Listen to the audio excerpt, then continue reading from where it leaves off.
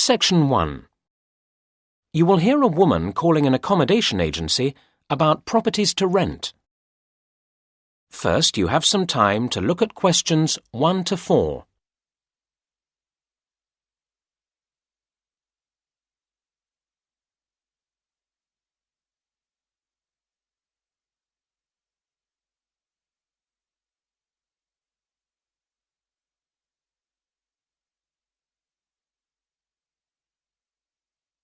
You should answer the questions as you listen, because you will not hear the recording a second time. Listen carefully to the first part of the conversation and answer questions 1 to 4. Easy Let, good morning. How can I help you? Hello, I saw your advertisement in the paper and I'm calling to ask about renting a flat. Certainly. What kind of flat had you in mind? Well, I don't know exactly. It depends on price to some extent. Okay. Now, we have properties across the whole range. The average is probably £120 a week. Oh, I was hoping for something a little cheaper. They start at £90, that's the lowest we have usually, and they go up to £200. I could manage the lowest figure. An important question is how long you're thinking of staying in the property. We don't do short lets. I'd want a flat for 9 months, perhaps longer. That would be fine. Our contracts are for a standard 6 months, and that can be extended. Fine. I'd need to come in and see you? Yes, our office is open from 9 a.m. to 5 p.m. I'd need to come in on Saturday. Okay, then we're here between 10 a.m. and 4 p.m. We also open on Sunday mornings until 1 p.m. Saturday is fine. If possible, I'd like to see details of some properties first. We can post you a list, or you may find it easier to look on the internet. Oh yes, I have the address here. Thank you. Before you hear the next part of the conversation, you have some time to look at questions 5 to 7.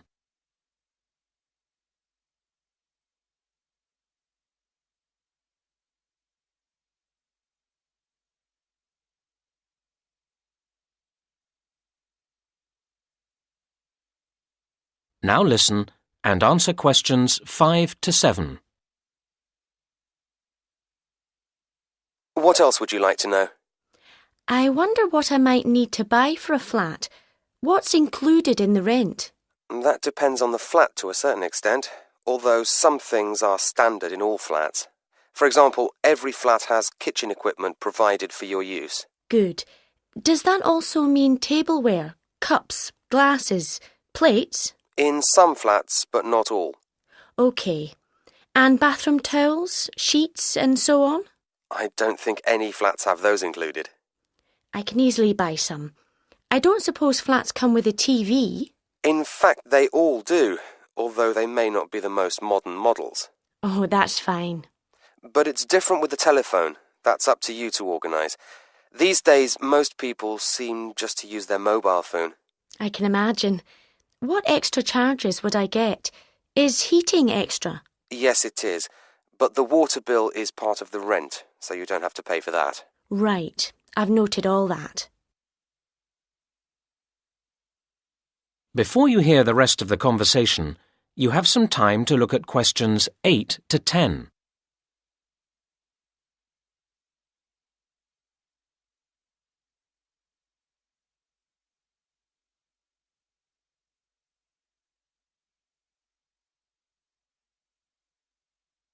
Now listen and answer questions 8 to 10. Are you looking to move into a flat soon? I hope so, yes. The thing is, we have a few flats at the moment that we'd like to get rented out by the end of the month. I see. They're all good flats, and at the price you want. There's one in Eastern Towers, one in Granby Mansions, and another in Busby Garden. All three are nice blocks of flats. Could you tell me where they are? I'm at the train station at the moment. Eastern Towers, if you're coming from the station, isn't very far. Cross over City Bridge, then go left, and where the road divides, you want the right-hand fork. You'll see Eastern Towers on the left side of the road. It's a lovely building with trees around it. That sounds nice. What about Granby Mansions? The best way to get there from the station is probably to go down River Road and then cross over Old Bridge. The road bends to the right round the park, and if you follow along, you'll find it there on the left side. That's a great location with lovely views of the park. Very nice. And you said there was one more? Busby Garden, yes. OK, from the station, cross over City Bridge, keep going through the first crossroads until you come to the second crossroads. Busby Garden will be facing you over to the right side. It's very convenient for the shops. Fine, thank you. Well, I'll see you on Saturday. That is the end of section 1. You now have half a minute to check your answers.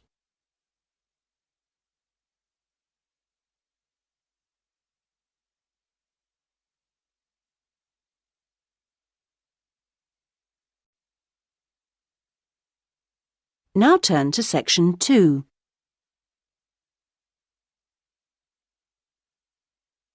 Section 2.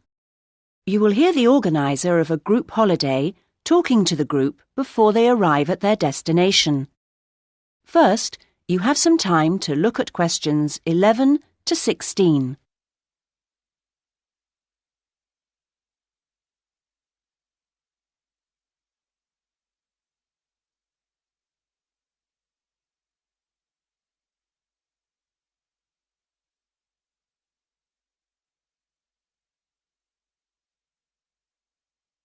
Now listen to the first part of the talk and answer questions 11 to 16. Thank you, everybody, for your attention. I hope you're all looking forward to arriving at the town. I thought you might like to know a few things while we're still on the coach, and it'll help to pass the time on our journey. OK, as you know, we're staying at the Park Hotel. It's comfortable and friendly. We're booked in for 3 nights. Now, I'm aware that not everyone wants breakfast there, so if you do want it, you should tell the hotel that you do the night before. We're making our own arrangements for dinner each evening, and there's a cafe open at the hotel most of the time if you want a drink or a snack. There's also a very pleasant lounge on the ground floor with a collection of fascinating paintings. And then I hope you're going to enjoy the various activities that are lined up. However, I do have to tell you that there have been some changes since the original programme. For one, because it's been restored and is therefore closed to the public, we won't be going to the castle after all, I'm afraid. However, there's plenty else to see, and the gardens are still open. Something we've been able to add to the programme is for Saturday, when a local historian will give us a lecture on famous people from the town. I don't know who that includes yet. So, to free up the time for that, we've made another little amendment and changed the trip to the antique show that was due for then on to Sunday. Actually, I think that'll make for a more relaxed programme anyway. We're leaving the rest of Sunday free for you to wander around as you wish. One place you might like to try is the art gallery, because it's got a huge display of old postcards. You can't really send them home to your family and friends, but it's interesting and sometimes funny to see what people used to send. Well, that's the lot on changes. Now you have some time to look at questions 17 to 20.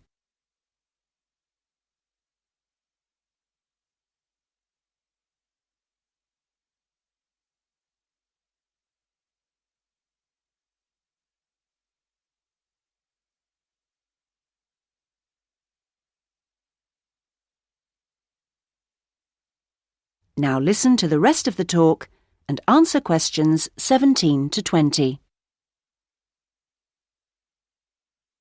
I thought it could be useful to try and get your bearings now, before we actually arrive, so I'll give you a few pointers on your maps. OK, first things first, the Park Hotel, because I assume you'll want to deposit your luggage before anything else. We'll be driving into the town from the west and stopping at the bus station.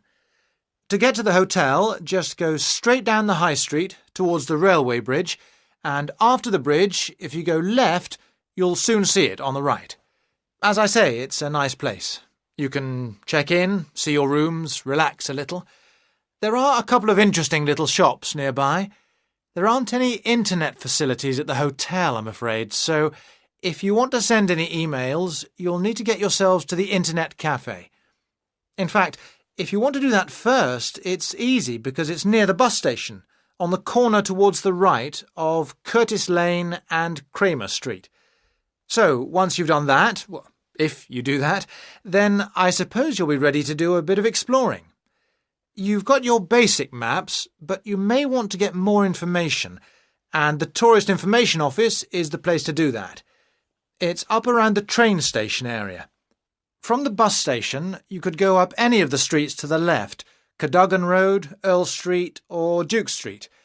The office is directly facing the train station on the corner with Earl Street.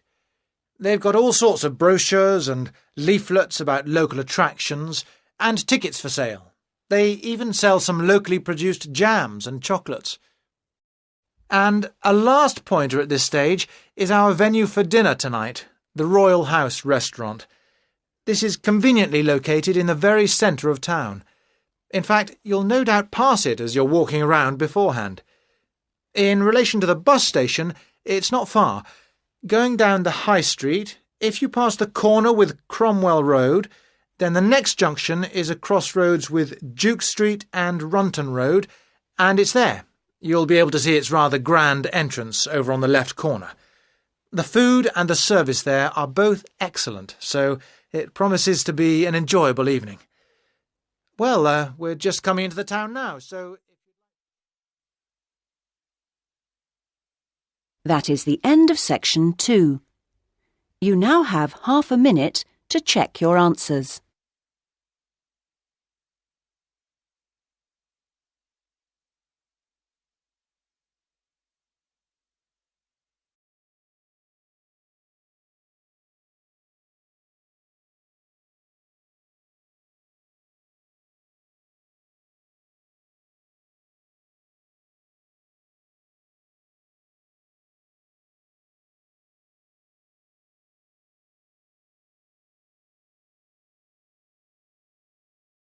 Now turn to Section 3. Section 3.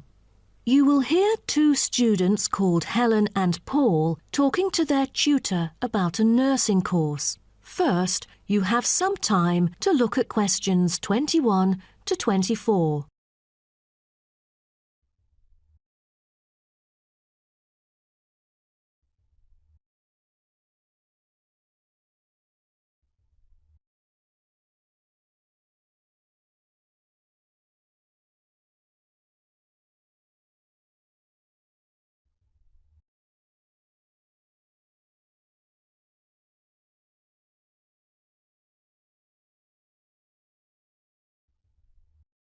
Now, listen carefully and answer questions 21 to 24.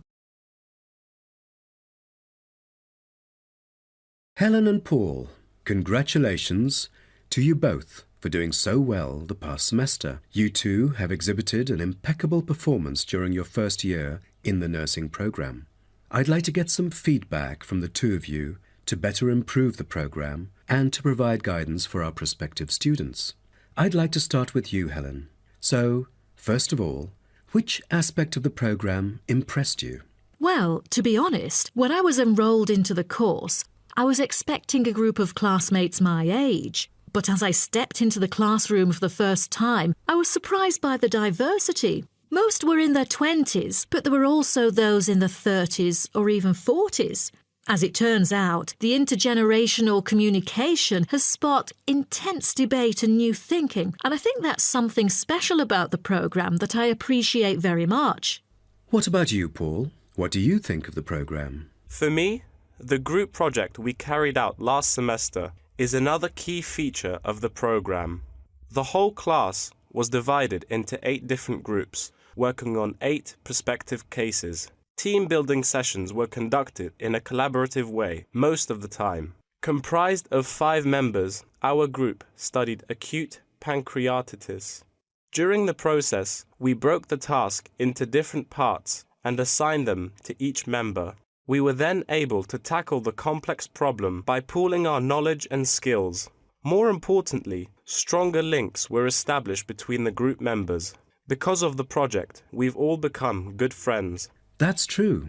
According to graduates, group projects prepare them for the work world in which teamwork and collaboration are increasingly the norm. So tell me, Paul, what else do you like about the program?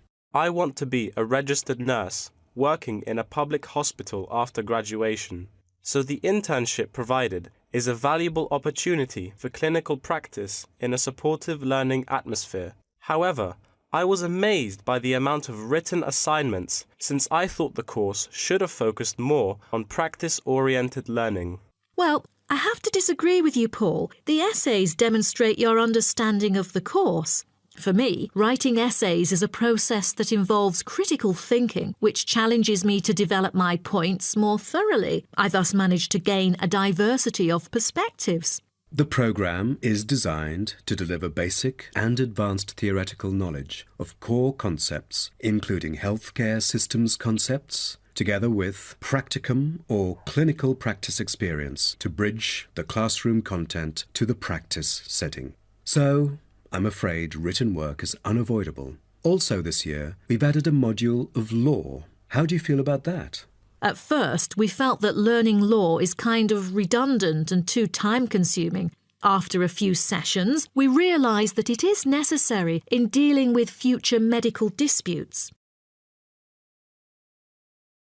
Before you hear the rest of the talk, you have some time to look at questions 25 to 30.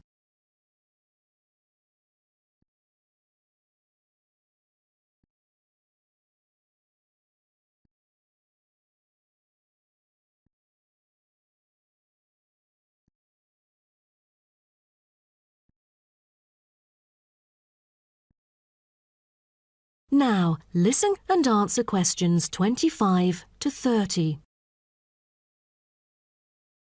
Do you have any suggestions for prospective students? What bothers me most is handing in essays on time. I almost missed the deadline once because there were 3 essays due within the same week, so rationalizing your time is critical. Well, that's true. The lectures deliver so much useful information. I have poor memory, so I kept making notes and revisiting them on a regular basis. To my surprise, at the end of the semester, I have learnt the key concepts by heart. How was the research? I heard that it was quite challenging. How did you manage to overcome the difficulties? That's true. The majority of us had no clue how to carry out the research at first. Fortunately, when I was digging up reference materials at the library, I sought help from the librarian. She taught me about finding the appropriate resources and choosing the proper research methods. Have you checked out the online forum? Yes, it has become a habit for me to visit the forum regularly. In a sense, it extends classroom learning. It is where the students post academic problems that they come across and get support from the faculty members. Some of my classmates didn't do so well during the placement tests. I feel that background reading is necessary. Lastly, do you have anything to say to the freshmen? I was really ambitious at first, trying to get straight A's on my transcript. I made tons of notes and worked hard even on the optional assignments to get extra credit. I stressed myself out before having an emotional breakdown. After consulting my advisor, I found it important to set realistic goals. Don't push yourself too hard. It is wise to sort out your priorities. Thank you for coming here today and providing valuable feedback on the program. Have a great summer break. That is the end of section 3. You now have half a minute to check your answers.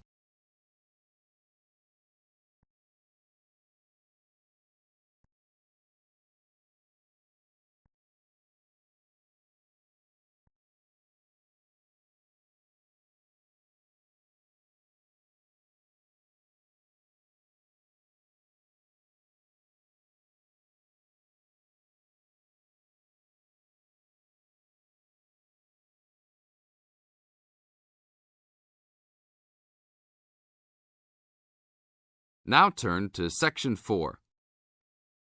Section 4. In this section, you are going to hear a talk on wild rice. First, you have some time to look at questions 31 to 40.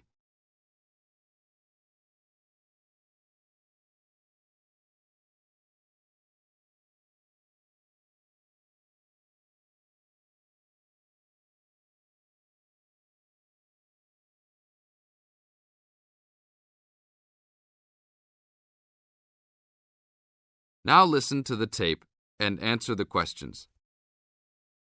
Good morning. Today we'd like to talk about wild rice. Contrary to what many people believe, wild rice is not rice at all, but a grass.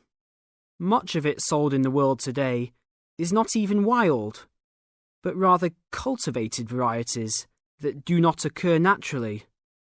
Wild rice is really an annual aquatic seed found mostly in the upper freshwater lakes of Canada, Michigan, Wisconsin, and Minnesota in North America. Indians gathered wild rice before any explorers set foot on the North American continent.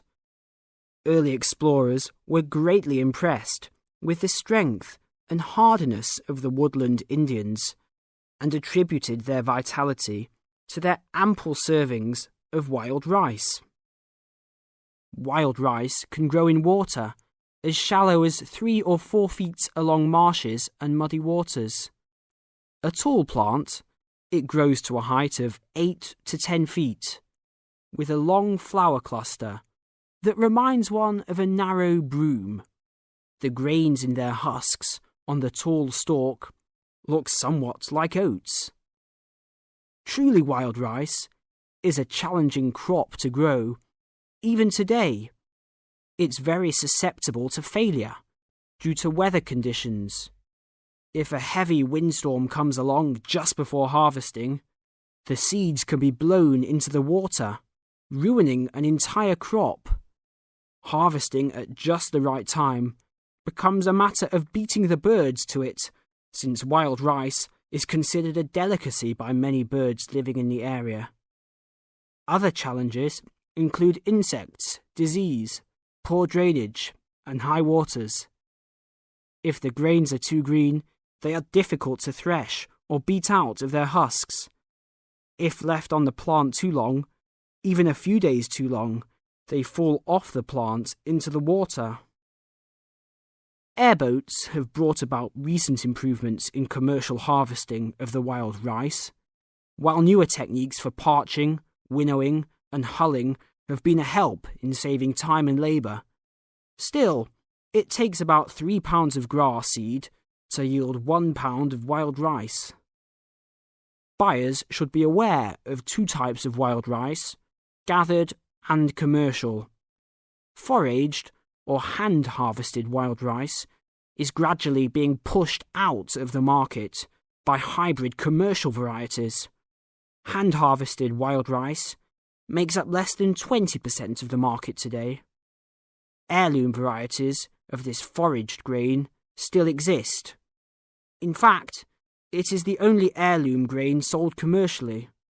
However, package labels can be deceiving.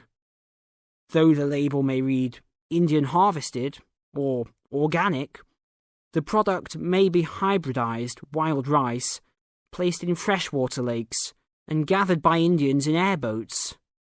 Hand-harvested, organic, and from the Great Lakes region is the real thing, with superior flavour and aroma, but it may be difficult to find. Though wild rice is one of the most expensive grains, it goes a long way. Some say that 1 pound of the grain can feed 30 people. To compensate for its high cost, try combining wild rice, half and half, with brown rice. For a truly colourful presentation, try 1/3 of each: white rice, brown rice, and wild rice. This is the end of Section 4. You now have half a minute to check your answers.